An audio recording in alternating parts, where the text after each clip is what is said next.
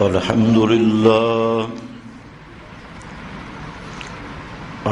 لله وكفى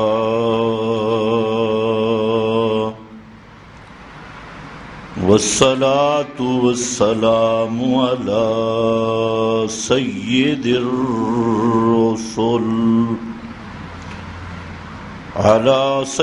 الرسل وخاتم الأنبياء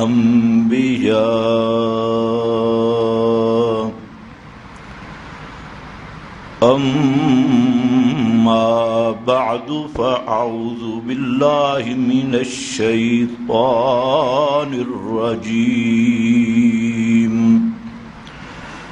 بسم الله الرحمن الرحيم وَإِذَا تُلِيَتْ عَلَيْهِمْ آيَاتُهُ زَادَتْهُمْ إِيمَانًا وَعَلَى رَبِّهِمْ يَتَوَكَّلُونَ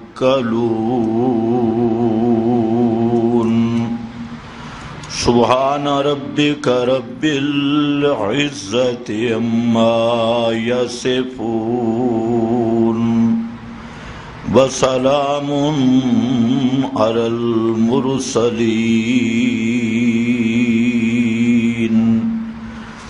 والحمد لله رب العالمين۔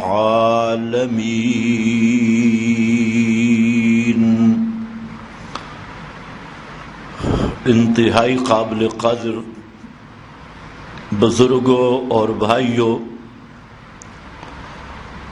گزشتہ بیان میں آپ حضرات کے سامنے مومنین کے اوصاف ذکر کیے، سورۃ الانفال کی روح سے۔ سورۃ الانفال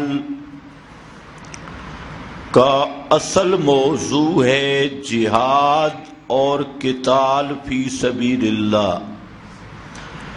اللہ کی راہ میں جہاد کرنا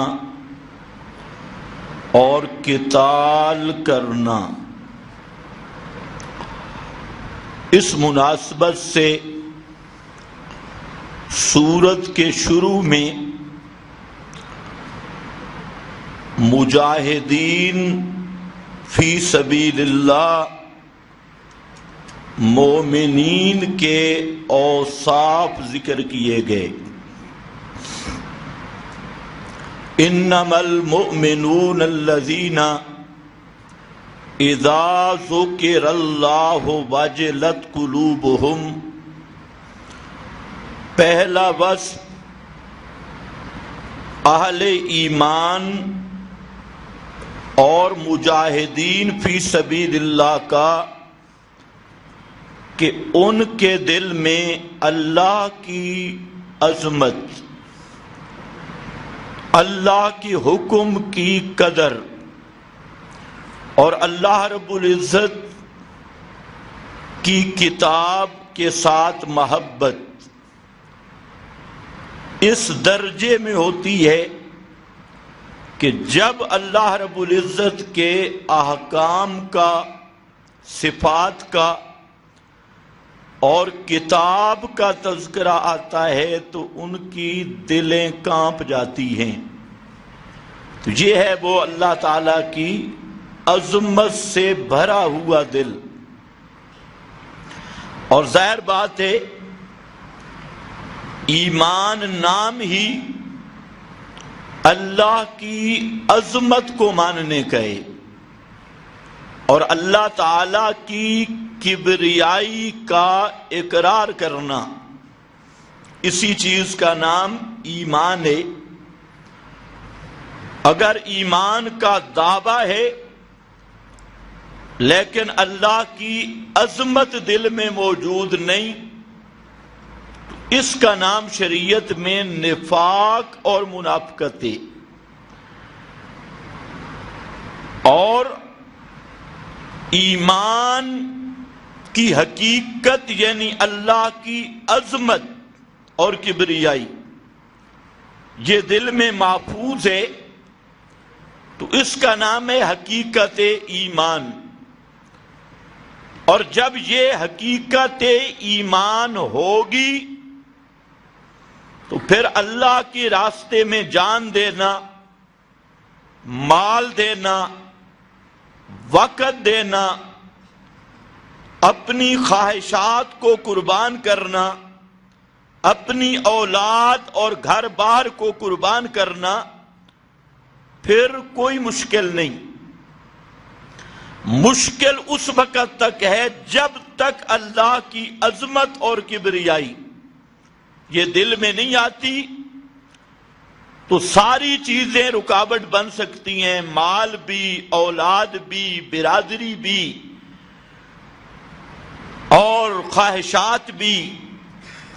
تو یہ اہم وصف ہے جو قرآن کریم نے کئی مقامات پہ اس کا ذکر کیا کہ مومن آدمی وہ ہے جس کے دل میں اللہ کی کبریائی ہو، اللہ کی عظمت ہو، اور جب اللہ کی یاد، اللہ کا حکم، اللہ کی کتاب، اللہ کا تذکرہ، اللہ کی توحید، اس کا جو ہی تذکرہ ہو تو وہ جو دل عظمت سے لبریز ہے واجلت وہ کانپ جائے اور اس عظمت کا اظہار سینے میں محسوس ہو.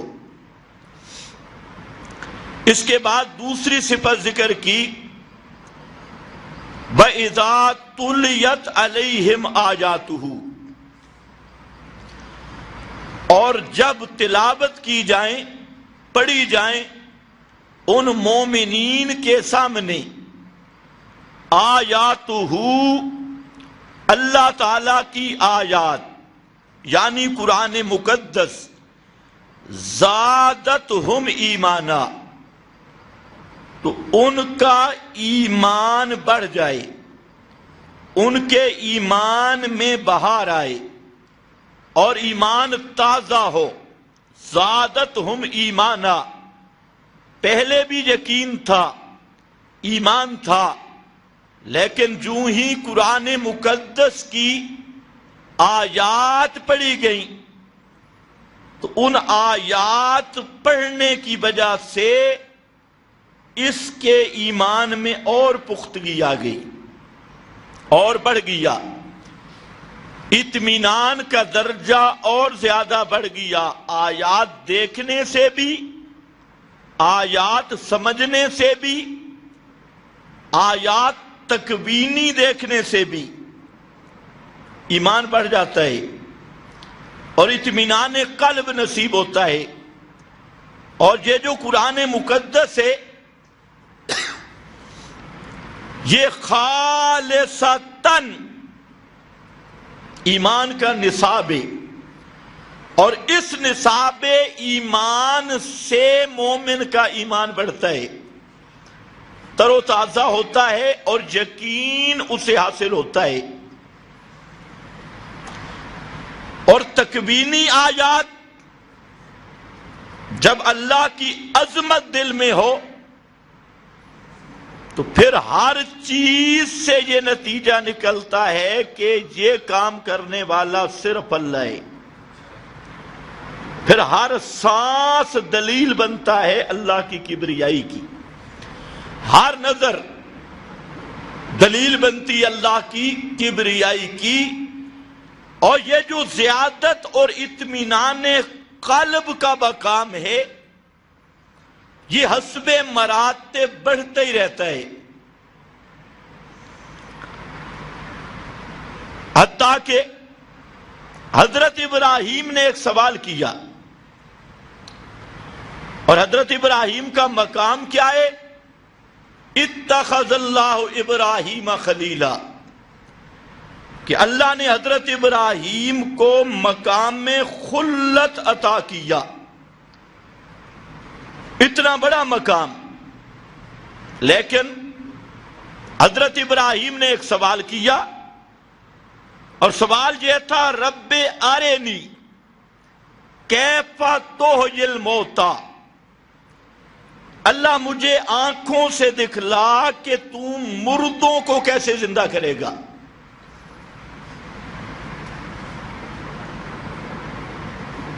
یہ کس کا سوال ہے؟ حضرت ابراہیم کا، جو خلیل الرحمانی۔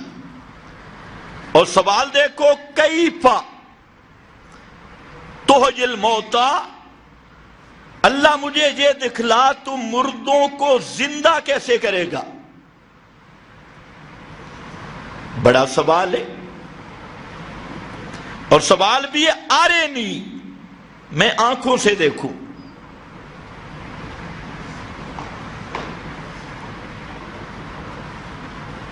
سوچنے کی بات ہے۔ ساری دنیا مکلف ہے ایمان بالغیب کی، لیکن حضرت خلیل نے سوال کر دیا، رب آرینی کیف تحیی الموتا، اللہ مجھے آنکھوں سے دکھلا کہ تو مردوں کو زندہ کیسے کرے گا۔ یہاں پر سوال تھا کہ کیا ایمان میں کوئی تزلزل ہے، کوئی شک ہے؟ یہ سوال ہو سکتا تھا، اس لیے اللہ نے چونکہ پیغمبر کا معاملہ ہے تو وہاں پر ہی یہ سوال صاف کر دیا، اور خود فرمایا اولم تؤمن، کیا آپ کا اس پہ ایمان نہیں؟ یہ سوال خود اللہ نے کیا، اور یہ سوال کرنے کا مقصد تھا کہ کوئی حضرت ابراہیم کے ایمان پہ شک نہ کرے کہ آرینی کیوں کہا۔ اس کا جو اثر راز ہے وہ آگے آ رہا ہے کہ یہ مطالبہ کیوں کیا آرینی۔ یہاں بہت بڑا اشکال ہو سکتا تھا کہ پیغمبر اور اسے ایمان میں شک، حالانکہ پیغمبر فطرتی مواحد کامل ہوتا ہے، کامل مومن ہوتا ہے، نبوت سے پہلے بھی معصوم، نبوت کے بعد بھی معصوم۔ پھر سوال کیسا؟ تو اللہ نے فرمایا اولم تؤمن، میرے پیغمبر کیا آپ کا ایمان نہیں اس پہ؟ فرمایا کیوں نہیں؟ ایمان تو پکا ہے کہ مردے زندہ ہوں گے۔ آپ کا بھی کیا عقیدہ ہے، مردے زندہ ہوں گے یا زندہ زندہ ہوں گے؟ یہ بھی سوچ لو۔ آج کچھ لوگ کہتے ہیں زندے زندہ ہوں گے، قبروں والے زندہ پڑے ہیں، سنتے بھی ہیں، گپ شپ بھی لگاتی ہیں۔ اور حضرت ابراہیم کا عقیدہ کیا تھا کہ قبروں والے مردہ ہیں یا زندہ؟ اگر حضرت ابراہیم کا یہ عقیدہ ہوتا کہ یہ قبروں والے زندہ ہیں، سنتے ہیں، اور جیسے مولوی کہتے ہیں چڑی چڑا دیکھتی، انہیں یہ بھی پتہ چلتا ہے قبر پہ کون سی چڑی آئی یا چڑا آیا، اگر یہ عقیدہ حضرت ابراہیم کا ہوتا سوال کرتے؟ انصاف کی بات ہے، غور و فکر کی بات ہے، اگر روح سب کی لوٹ آئی اور دیکھ سن رہے ہیں اور جان رہے ہیں، آج تو مولوی یہی کہتا ہے کہ اوپر قبرستان ہے، نیچے سب زندوں کا جہان ہے، سب زندہ ہے، تو پھر تو سوال ہی نہیں۔ حضرت ابراہیم نے بھی سوال اس لیے کیا کہ حضرت ابراہیم کا بھی عقیدہ تھا کہ جو قبر میں پڑے ہیں یہ مردے ہیں، یہ زندہ نہیں۔ اور سوال کیا تھا کہ کیفیت احیاء کیا ہوگی؟ وہ باقی آپ نے سنا ہے، میں نے نہیں سنانا۔ یہاں پر ایک لفظ بولا حضرت ابراہیم نے، فرمایا یا اللہ میرا ایمان تو پختہ ہے کہ مردے زندہ ہوں گے، وَلَٰكِن لِيَطْمَئِنَّ قَلْبِي، لیکن یہ سوال میں نے اس لیے کیا کہ میرا دل ذرا اور مطمئن ہو جائے، اطمینان حاصل ہو جائے۔ اسی اطمینان کا مطلب ہے زیادت الایمان۔ وَلَٰكِن لِيَطْمَئِنَّ قَلْبِي، یہی جو زیادت ایمان ہے وہ یہی اطمینان ہے۔ وہاں جو حضرت ابراہیم کو اللہ نے یہ معجزہ خرق عادت عطا کر کے 4 پرندوں کو زندہ کر کے حضرت ابراہیم کے اطمینان کا سامان کر دیا، اللہ نے یہ پورا قرآن مقدس اس امت کے لیے اگر کوئی ایمان کی روح سے اس قرآن کو دیکھے تو فرمایا الا بذکر اللہ تطمئن القلوب ولکن لیطمئن قلبی، وہ خارق عادت سے اطمینان ہوا، اور یہ پورا قرآن ہے اسی قلب کے اطمینان کا سامان، یہی اطمینان ہے۔ پرندہ کے زندہ ہونے والی خرق عادت سے بھی یہ بڑی دلیل ہے۔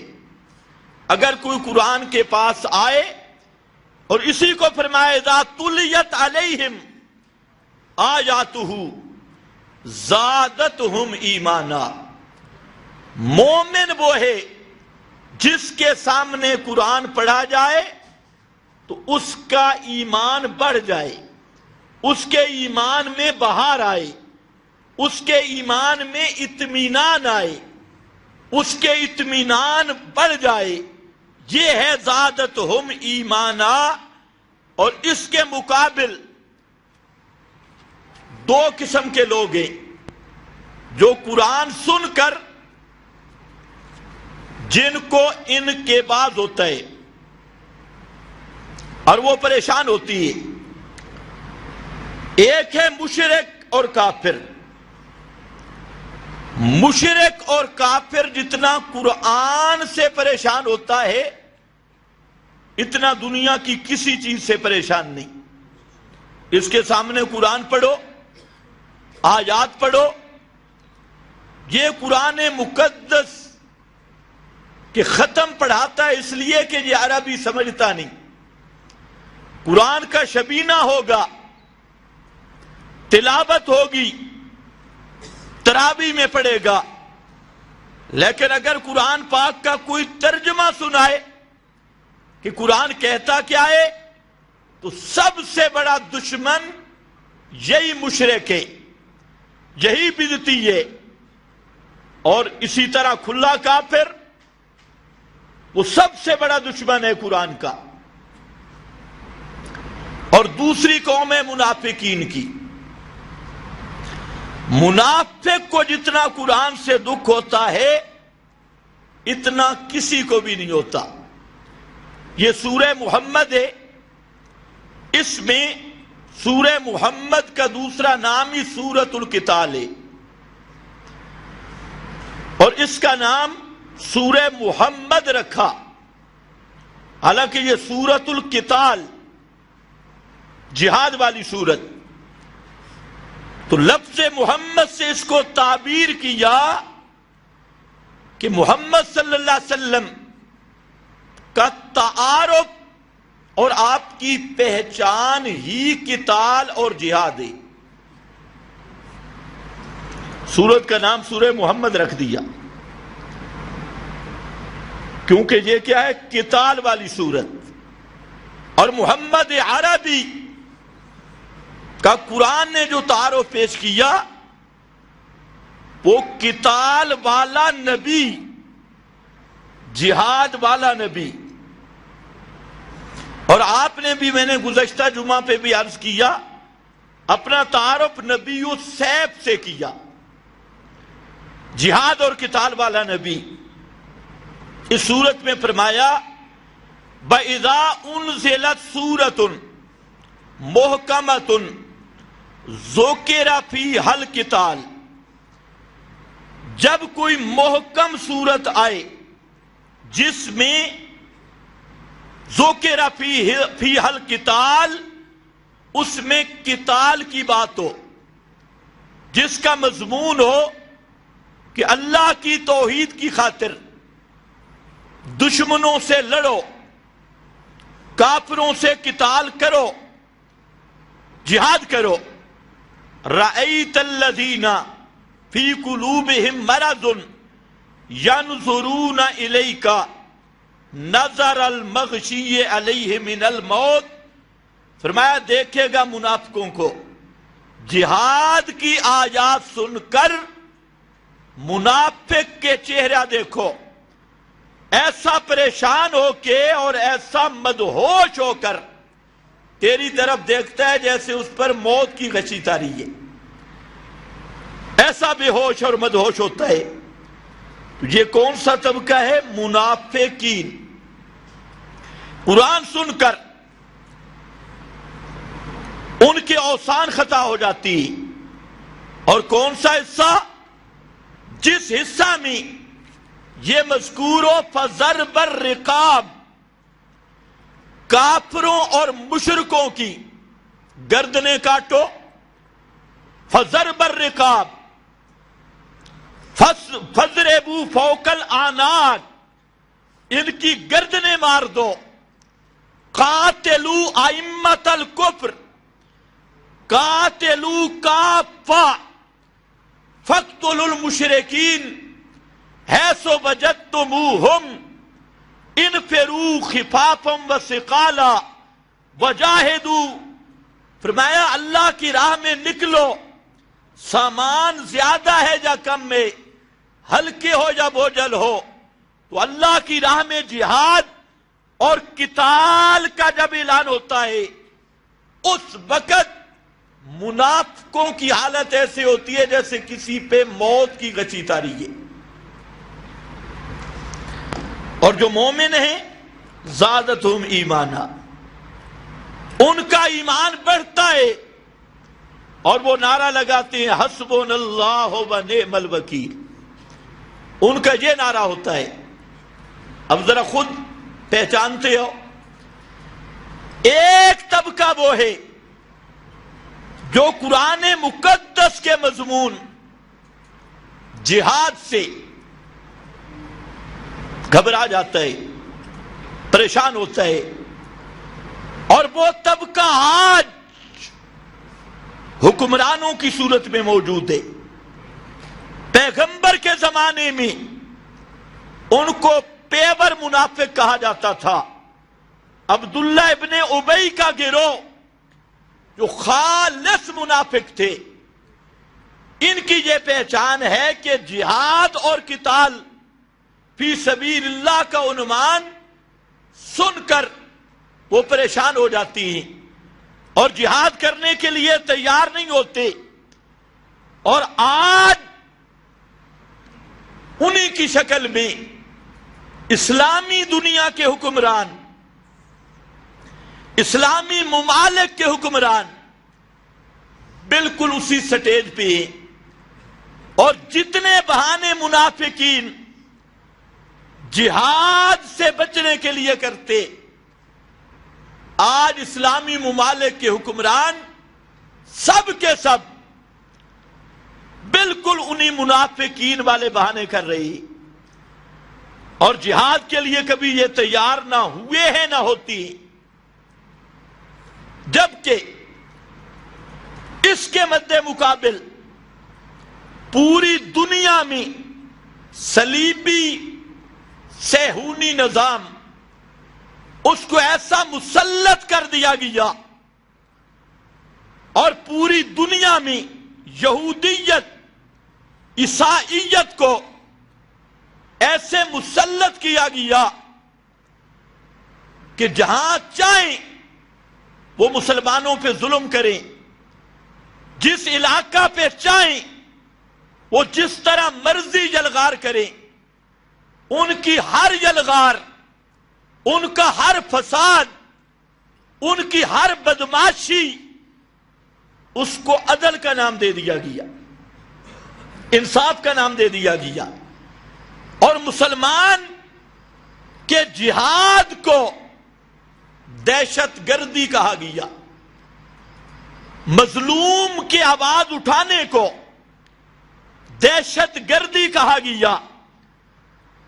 اور دوسروں کا یہ اتنا قصور نہیں، اسلامی ممالک کے حکمران، ابھی آپ دیکھیں فلسطین میں کتنے دنوں سے بمباری اور پھر جو اقوام متحدہ اور سلامتی کونسل، طاغوت کے ادارے جو اہل اسلام پہ مسلط کیے گئے، اور ہمارے منافقین جن پہ اعتماد کرتی ہیں، یہ زنادقہ جن پہ اعتماد کرتی ہیں کہ اقوام متحدہ اقوام عالم کا ہمدرد ادارہ ہے، سلامتی کونسل وہ دنیا کی سلامتی کی ذمہ دار، آج پوری دنیا حیران ہے کہ وہ سلامتی کونسل کہاں گئی، وہ اقوام متحدہ کہاں گئی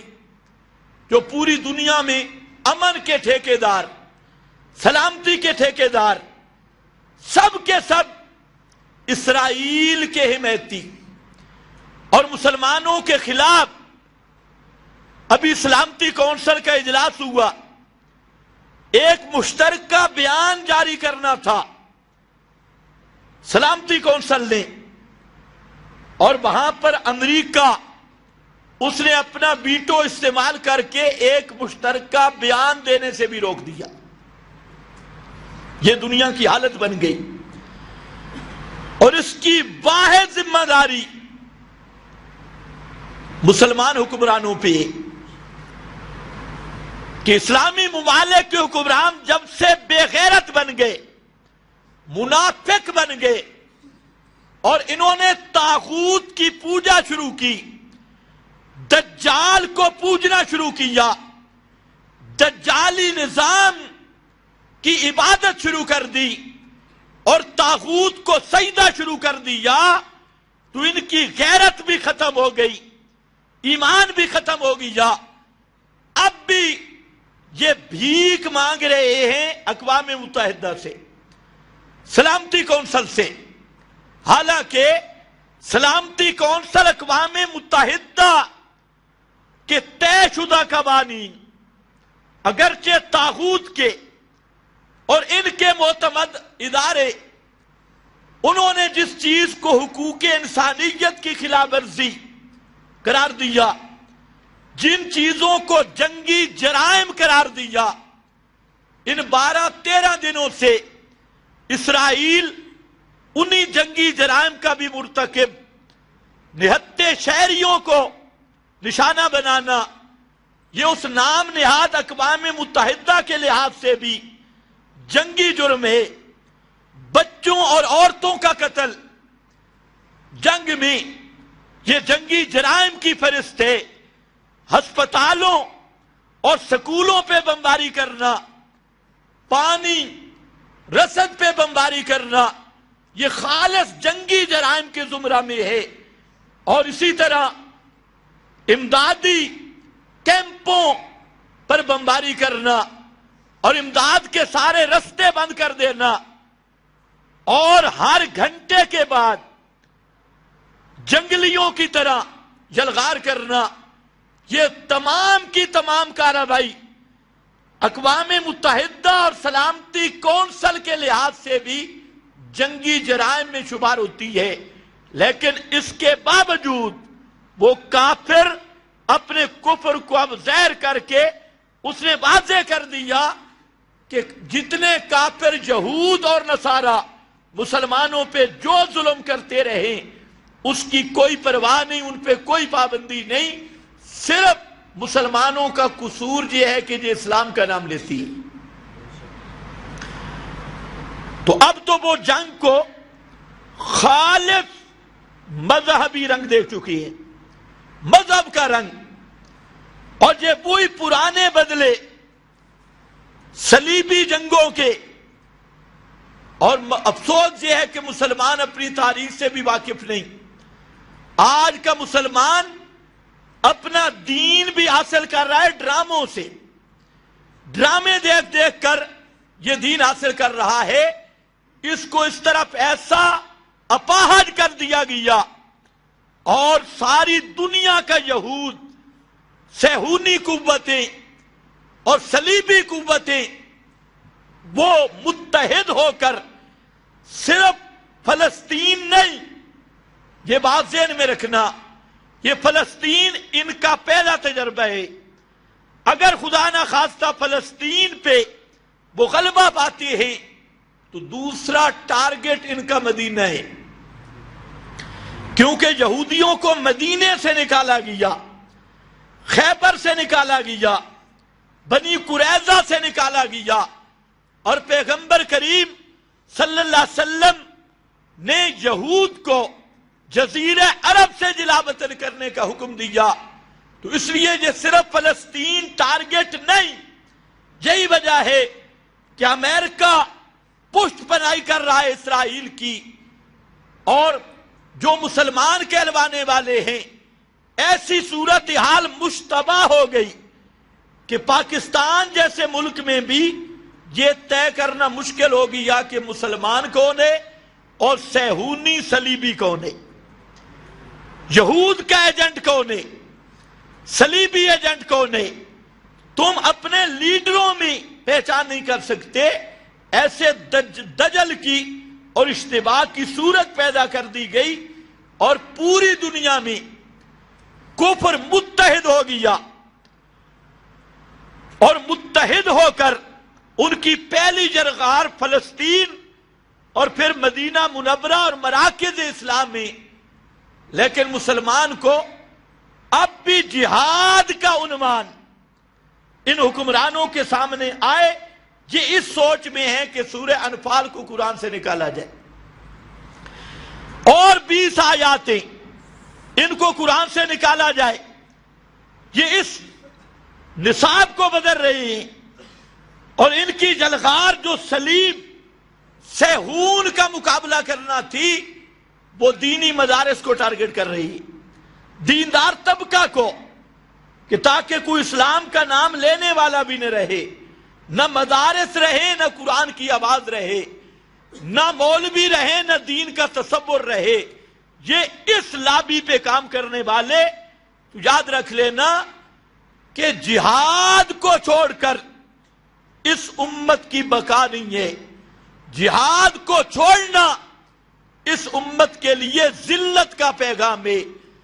جب تک یہ امت جہاد والے عمل پہ کار بند رہی تو ان کا سر اونچا رہا، اور سارے اقوام عالم ان کے سامنے سر نیچا کر کے رہی، اور جب سے اس امت نے جہاد کا فریضہ چھوڑ دیا اور اپنے دین کو دین سمجھنا چھوڑ دیا، اس وقت سے مسلمان ذلت کی زندگی گزار رہا ہے، اور سب کے سامنے اس کی آنکھیں نیچی ہیں۔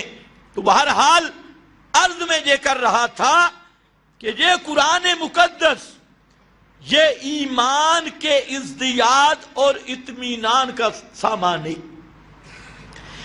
اور قرآن کا جو حکم آئے مومن کی شان یہ ہے، اذا تلیت علیہم آیاتہ زادتہم ایمانا، اور مشرک منافق اس کی سب سے بڑی پہچان یہ ہے کہ اس کا قرآن کے ایک حصہ سے بغض ضرور ہوگا، وہ پورے قرآن کو نہیں پچا سکتا۔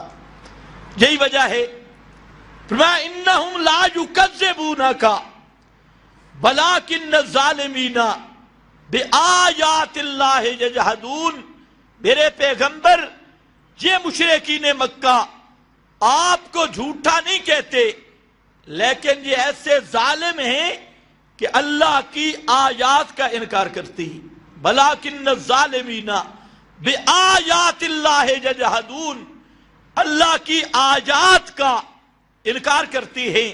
یہاں قرآن پاک نے کلیئر بتا دیا کہ مشرکین کی اصل دشمنی وہ قرآن کے ساتھ ہے، اور صاحب قرآن کے ساتھ بھی دشمنی اس قرآن کی وجہ سے ہے۔ اصل سبب یہ ہے کہ وہ قرآن کے دشمن ہیں۔ اب یہ سوال تھا کہ قرآن مقدس کے ساتھ یہ دشمنی ہو سکتا ہے نبی کی وجہ سے ہو؟ فرمایا نہیں، وہ سب اکٹھے ہوئے اور کہتی ایتے بے قرآن ان غیر ھذا، او بدل ہو کہ اے محمد صلی اللہ علیہ وسلم یہ قرآن لے جا، کوئی دوسرا قرآن لے آ، یا اسی قرآن میں تھوڑی سی تبدیلی کر دے، تو ہم تجھے رسول بھی مانیں گے، تمہیں سب کچھ ماننے کے لیے تیار ہیں، لیکن پورا قرآن بھی نہیں، اس قرآن کا ایک حصہ، صرف ایک حصہ وہ اس قرآن سے نکال دو، بدل ہو، پورا قرآن نیا لے آ، اگر پورا نہیں آ سکتا اسی میں تھوڑی سی تبدیلی کر دے۔ اور آج کا دور دیکھیں تو یہی بات چل رہی ہے۔ یہ آپ کے حکمران کیا کہتی ہیں؟ صرف جہاد والی ایتیں نہ ہوں، نظام حکومت کی آیات نہ ہوں، اسلام نے جو قواعد سلطنت کے بیان کیے وہ نہ ہوں، تاکہ ہماری جمہوریت چلتی رہے، تاکہ طاغوتی نظام چلتا رہے، اس لیے یہ آیات نہ ہوں، باقی اسمبلی میں تلاوت بھی ہوتی رہے، OIC کے اجلاس میں بھی تلاوت ہوتی رہے، سب اکٹھے ہوتے رہیں، لیکن یہ حصہ نہیں ہونا چاہیے۔ کیوں؟ یہ جہاد تھا کس لیے؟ اس کی بھی اصل وجہ اور ہے۔ وہ مسئلہ کیا ہے؟ اذا ذکرت ربک فی القرآن وحدہ ولوا علی ادبارہم نفورا، فرمایا میرے پیغمبر قرآن کا وہ حصہ وحدہ جس میں اللہ کی توحید کا بیان ہے، وہ حصہ جس میں اللہ کی توحید کا بیان، وہ حصہ نہ ہو۔ جب وہ حصہ آپ بیان کرتے ہیں اذا ذکرت ربک فی القرآن وحدہ ولوا علی ادبارہم نفورا، اس وقت یہ پیٹھ دے کر بھاگتی ہیں نفرت کرتے ہوئے۔ تو اب ایک بات تو یہ طے ہو گئی، مومن اور غیر مومن کی پہچان، اللہ نے مومن کی پہچان کروائی، اذا تلیت علیہم آیاتہ زادتہم ایمانا، دوسرے مقام پہ بھی اس کو بیان کیا، اس کا ایمان بڑھتا ہے۔ اور کافر اور منافق ایک حصہ سے الرجی ہے، پورے قرآن سے نہیں، اور وہ حصہ کیا ہے؟ اس کی بنیاد اللہ کی توحید۔ کون سی بنیاد ہے؟ اللہ کی توحید۔ توحید والا حصہ سن کر جب اللہ کی توحید کا بیان ہو، اس پر کافر مشرک سیخ پا ہوتا ہے۔ اور جہاد کس کے لیے ہے؟ اسی نظام توحید کی اقامت کے لیے، اسی توحید کے نظام کو قائم کرنا، اسی کا نام جہاد ہے، اسی کے لیے لڑنا، اسی کا نام قتال ہے۔ زمینوں پہ لڑنا، ملکوں پر لڑنا، ٹکڑوں پہ لڑنا، اس کا نام جہاد نہیں۔ اللہ کے محبوب صلی اللہ علیہ وسلم سے پوچھا گیا کہ اللہ کے رسول صلی اللہ علیہ وسلم یہ بتلائیے کہ کچھ آدمی مختلف مقاصد کے لیے لڑتے ہیں، لمبی حدیث ہے، تو اللہ کی راہ میں جہاد کرنے والا کون ہوگا؟ فرمایا من قاتل لتکون کلمۃ اللہ ہی العلیٰ، جو آدمی اس نیت سے لڑتا ہے کہ اللہ کی توحید اونچی ہو جائے، تو یہ اللہ کی راہ میں جہاد ہے، یہ اللہ کے راستے کا جہاد ہے۔ تو آج یاد رکھنا، یہ جو توحید کی اقامت کا مسئلہ ہے، اقامت توحید، نظام توحید، یہ وہ مسئلہ ہے کہ دنیا کا ہر کافر ہر چیز کو برداشت کر سکتا ہے، لیکن اقامت توحید کو برداشت نہیں کر سکتا۔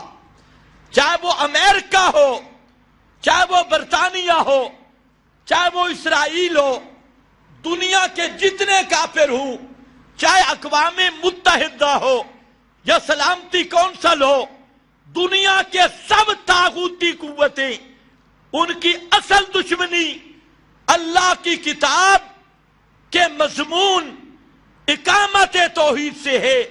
آپ ایک تسبیح لے کر حجرہ میں بیٹھ جائیں اور روزانہ 1,00,000 دفعہ درود پڑھیں، کسی کافر کو کوئی تکلیف نہیں۔ آپ ایک مسجد میں کھڑے ہو کر 1,00,000 نفل پڑھیں، کافر کو کوئی تکلیف نہیں۔ آپ چلے لگائیں، سروزے لگائیں، سال لگائیں، کسی پیر کے مرید بن جائیں، کسی کافر کو کوئی تکلیف نہیں۔ آپ چاہے پیر ذوالفقار یا کوئی اور خربوزہ خربوغہ جیسا مختار الدین جیسا دجال اس کے مجالس بدعت میں جائیں اور وہاں پر اصلاح کے عنوان پہ ساری بدعتیں کر لیں، خدا کی قسم کسی کافر کو کوئی تکلیف نہیں۔ کافر کو تکلیف ہوتی ہے تو وہ اقامت توحید کے عنوان سے تکلیف ہوتی ہے۔ ایک ہے توحید کا انفرادی رنگ، ایک ہے توحید کا اجتماعی رنگ۔ توحید کا نظام، توحید کی اقامت، یہ ہے پیغمبر محمد مصطفیٰ صلی اللہ علیہ وسلم کا اصل مشن۔ صرف دروس دینے سے اسلام کی خدمت نہیں ہوگی، صرف مدرسے چلانے سے اسلام کی خدمت کا حق ادا نہیں ہوگا، صرف مولوی بنوانے سے، مفتی بنوانے سے اسلام کی خدمت نہیں ہوگی۔ اسلام کی خدمت تب ہوگی جو مشن اور ہدف محمدی ہے وہ پورے عالم پہ توحید کی اقامت کا عنوان ہے، اور جب تک یہ عنوان پہ محنت نہیں ہوگی اس وقت تک کسی کافر کا آپ کے پاس کوئی علاج نہیں۔ یہی وجہ ہے ابھی اسلامی ممالک کا اجلاس ہوا، جو اپنے آپ کو اسلامی ممالک کہتی ہیں، OIC، اور اتنے بڑے ظلم و بربریت کے باوجود کہ اسرائیل ظلم کی ہر حد پار کر چکا ہے، ہر لحاظ سے جنگی جرائم، حقوق انسانیت جو غیر اقوام کے ہاں جن کی اہمیت تھی اس کو بھی پامال کر چکا ہے، لیکن اس کے باوجود امریکہ جیسا دہشت گرد، عالمی دہشت گرد اس بلد الحرام حکومت اسرائیل کی پشت پناہی علل اعلان کر رہا ہے۔ لیکن حیرت اس بات پہ ہے کہ اب بھی تمہارے حکمران امریکہ برطانیہ کو سجدہ کرنے کے لیے وضو کر رہی، انہی پہ یہ اعتماد کر کے بیٹھے ہیں کہ وہ کیا بولتے ہیں۔ اس سے بڑی ذلت کیا ہوگی، اس سے بڑی اللہ کی ناراضگی کیا ہوگی کہ تم اسلام کی خاطر ملک موجود ہیں، تمہارا ایٹم کس کام کا بھائی؟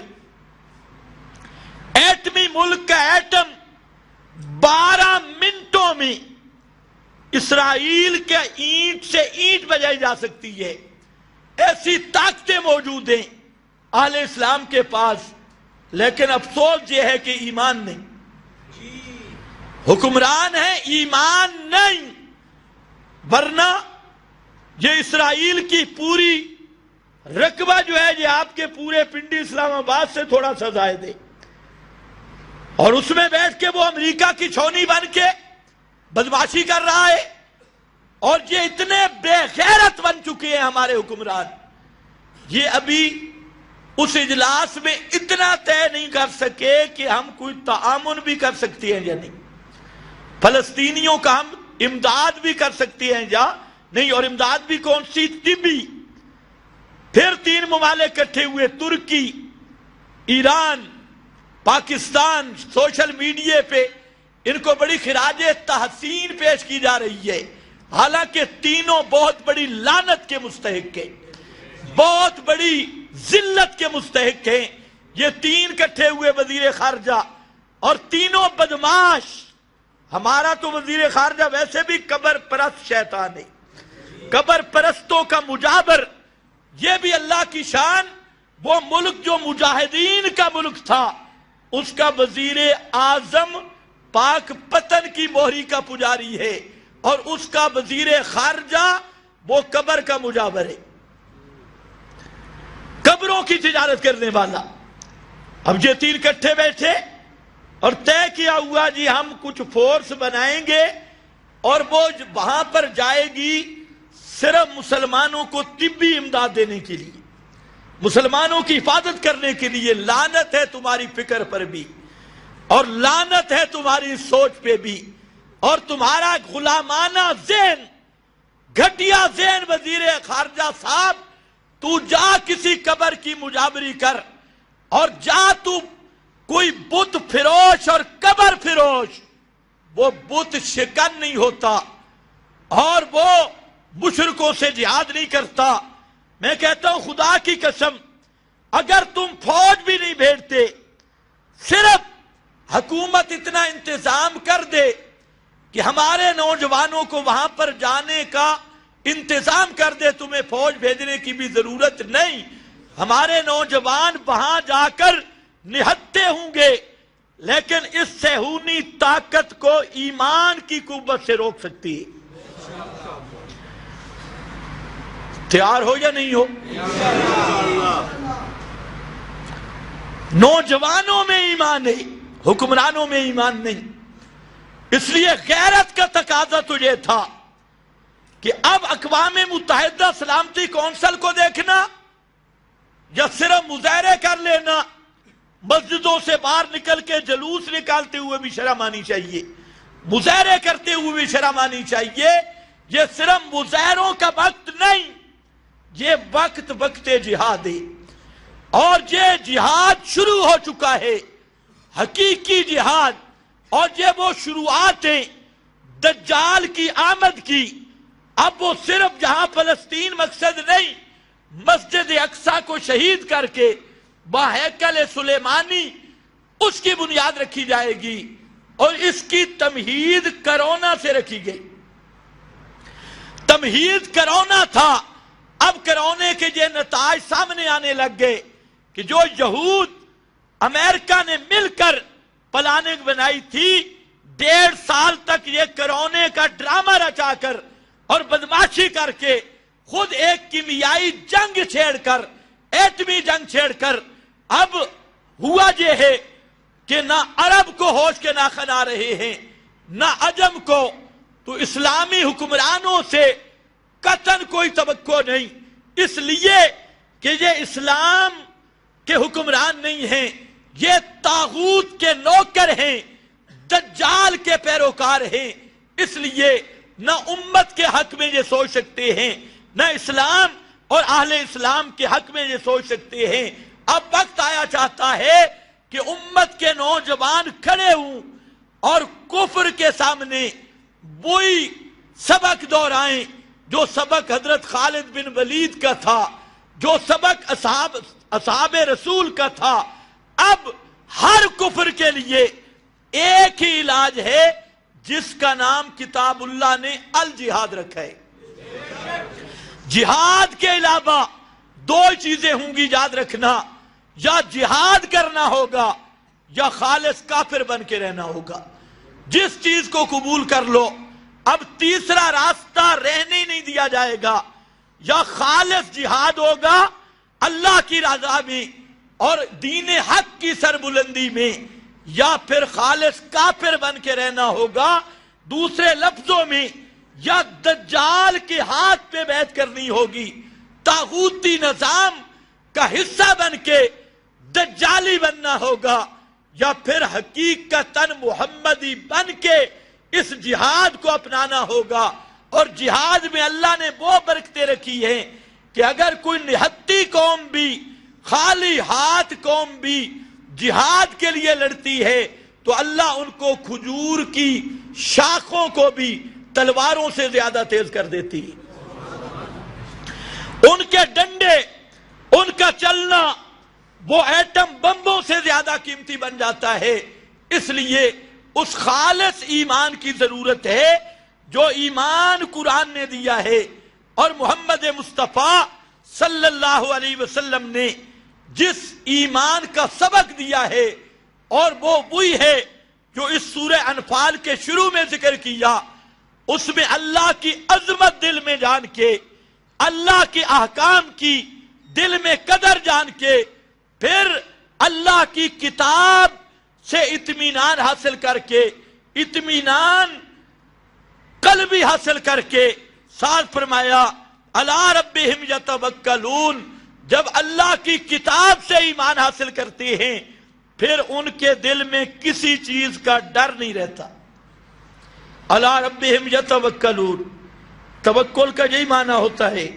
کہیں 313 لے کر ہزاروں کے مقابلہ میں، جہاں تلواریں بھی نہیں، تیر بھی نہیں، پورے لشکر میں 2 گھوڑے ہی، زریں ہی نہیں، لیکن محمدی شیر علی ربہم یتوکلون 60 ہزار کا کہیں مقابلہ کر رہا ہے۔ تو یہ وہ ایمان ہے۔ اس ایمان پہ چند آدمی تیار ہو جائیں اور جہاد کی سنت کا احیاء ہو۔ آج مصیبت یہ ہے، مجاہدین کے نام پہ جتنی جماعتیں بنی ہیں موجودہ، یہ خود مشکوک ہے۔ ان کے اکثر کے عقیدہ کفریہ ہیں، شرکیہ ہیں، اور جو خود مشرک ہے وہ جہاد کیسے کرے گا؟ اور اکثر ایجنسیوں کے ٹاؤٹ، ملک کے بھی دشمن، قوم کے بھی دشمن، اور اکثر جہادی تحریکیں جو اب چل رہی ہیں الا قلیل، اکثر اسی طاغوتی نظام کا تحفظ کر رہی ہے جہاد کے عنوان پہ۔ اس لیے یاد رکھنا، مشرک جہاد نہیں کر سکتا۔ جہاد کرے گا کون؟ خالص موحد۔ اور ہوگا کس سے؟ یہ سورہ توبہ ہے، اس پہ فرمایا قاتل الذین،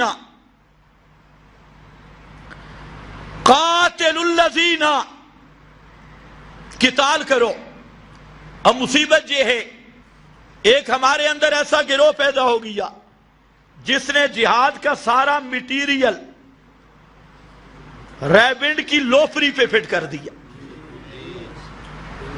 یہ سب سے بڑی مصیبت ہے کہ جتنا جہاد کی آیات تھی، اور یہ بھی یہودیت کا پرچار ہے، دجالیت کا پرچار ہے، کہ مسلمانوں کو یہ سمجھایا گیا کہ جہاد تو کوئی چیز نہیں، سے روزہ لگاؤ گے نا، 1 سے روزہ، یہ پورا جہاد سرحدوں کی حفاظت کا ثواب ملے گا۔ یہ قتال، ہم مسواک کرتے ہیں امریکہ کانپ جاتا ہے۔ یہ ایک یہودی سوچ، دجالی سوچ پورے فرقے کا رنگ اختیار کر چکی ہے۔ جو دیندار طبقہ تھا اس کو انہوں نے خراب کر دیا، اور اسی لیے نبی کریم علیہ السلام نے گروہ کی علامتیں بیان کرتے ہوئے آخر میں فرمایا حتی یلحق آخرہم مال مسیح الدجال، کہ یہ آخر میں دجال کا گروہ بن کے نکلیں گے اور دجال کے ساتھ ملیں گے۔ اور علامتیں آپ خود سمجھ لیں کیا ہے؟ فرمایا ان کی علامت یہ ہے، ان کے سر اس طرح پھراتے ہوں گے۔ التحلیق، مسجدوں میں ٹولیاں ٹولیاں بن کے بیٹھتے ہوں گے، راستے پہ ٹولیاں ٹولیاں نکلیں گے۔ السنتہم احلی من السکر، ان کی زبانیں گڑ سے زیادہ میٹھی ہوں گی۔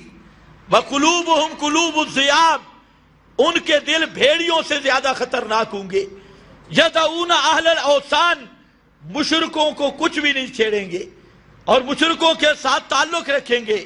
یقاتلون اہل الاسلام، اور اہل توحید، اہل اسلام سے لڑتے ہوں گے، ان کے ساتھ ان کی لڑائی ہوگی۔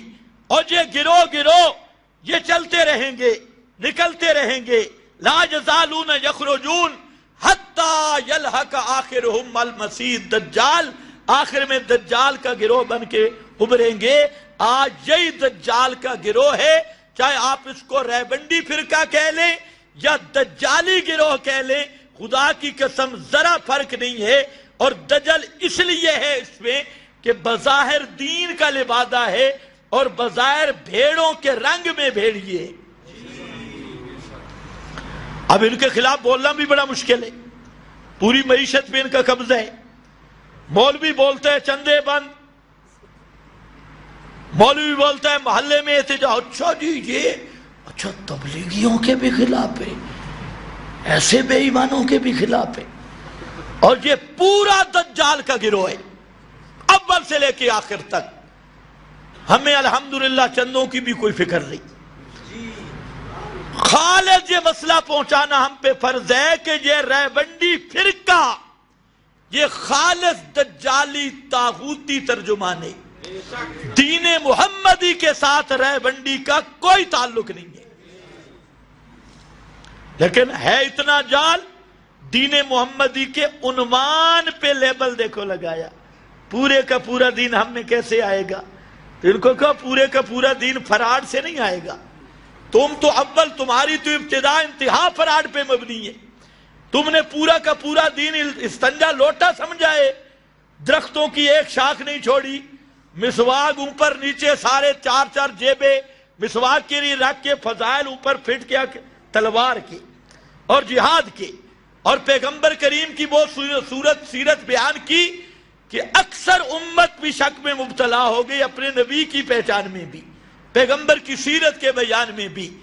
اور ساری مشورہ جہاد والا، انہوں نے آلو مٹر کاٹنے پہ مشورہ شروع کر دیا، گاشت جہاد کی تھی، انہوں نے گلیوں میں لوفری شروع کر دی، اور نصرت جہاد کی تھی، انہوں نے جو نصرت کے عنوان بنائے، اور پھر سب سے شیطان کا مقبول گروہ، سب سے دجال کا کر آمد گروہ، خدا کی قسم یہی ریونڈ کی صورت میں موجود فرقہ، جس نے امت کو اقامت توحید سے دور کیا، امت کو جہادی جذبات سے دور کیا، اور صہیونی کوششیں کامیاب ہو کر یہ ایسا کینسر نکلا امت کے سینے پر کہ جس کا آپریشن کرنا بھی ناممکن ہے، اور آپریشن کیا جائے اس کا سمجھنا بھی ناممکن ہے۔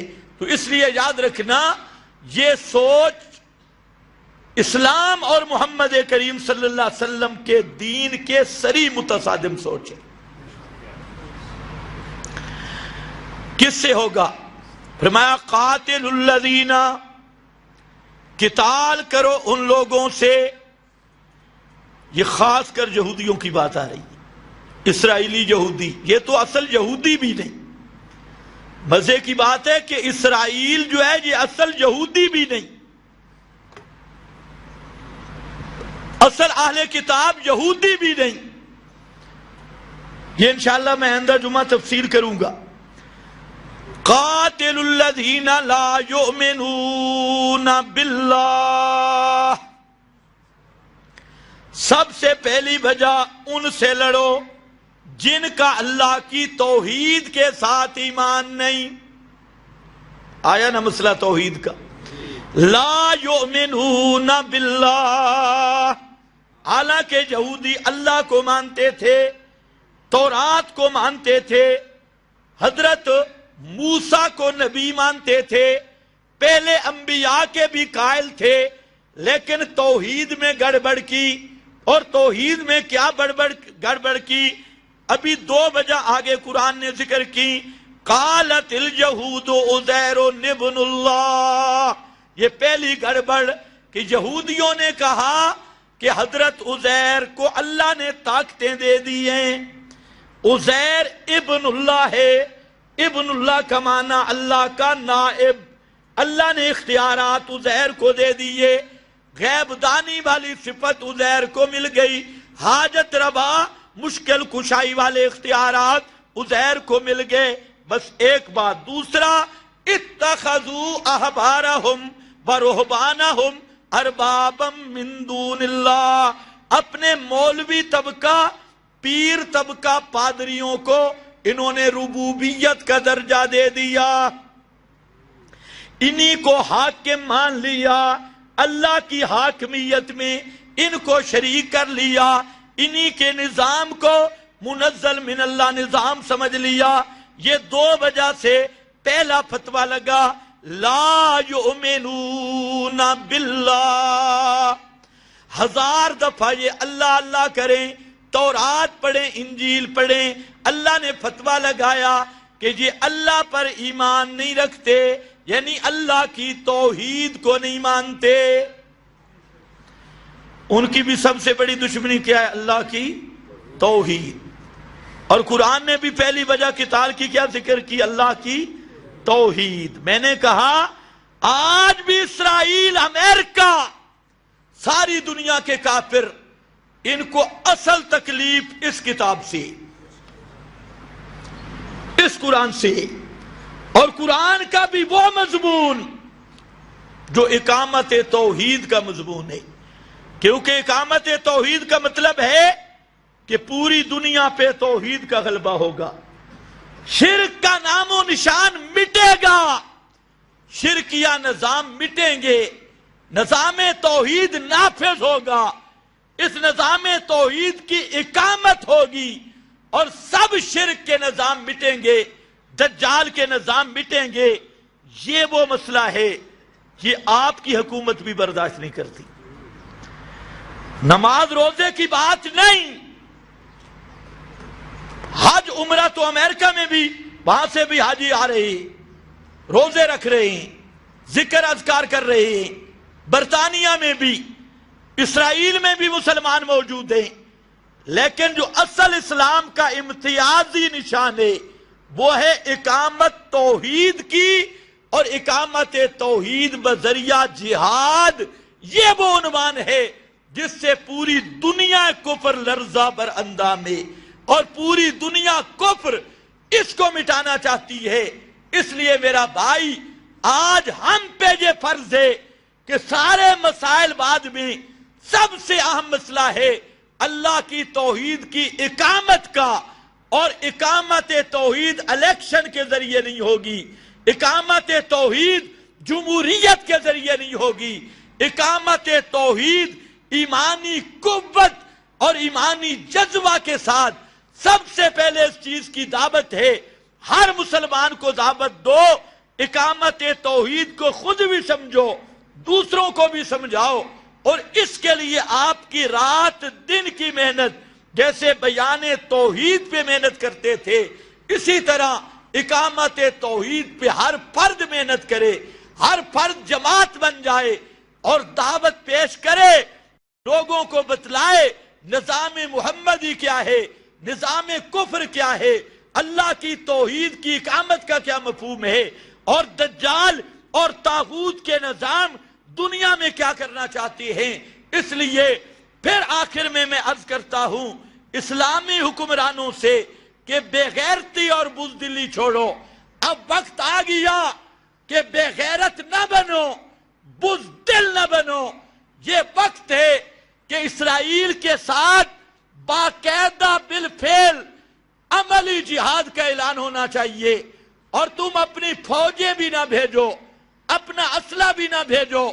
ان ہمارے نوجوانوں کو اجازت بھی دے دو، راستہ بھی دے دو، تاکہ یہ نوجوان فلسطین کے مسلمان اور مسلمانوں کا قبلہ اول مسجد اقصی کی حفاظت کے لیے کم از کم اپنی جان کے نذرانے پیش کر کے اور شہادت کی سعادت حاصل کر سکیں. ہمیں تم پر کوئی توقع نہیں، تمہارے ایٹموں پر بھی، تمہاری فوجوں پر بھی، تمہاری اسمبلیوں پر بھی، تمہاری عدالتوں پر بھی.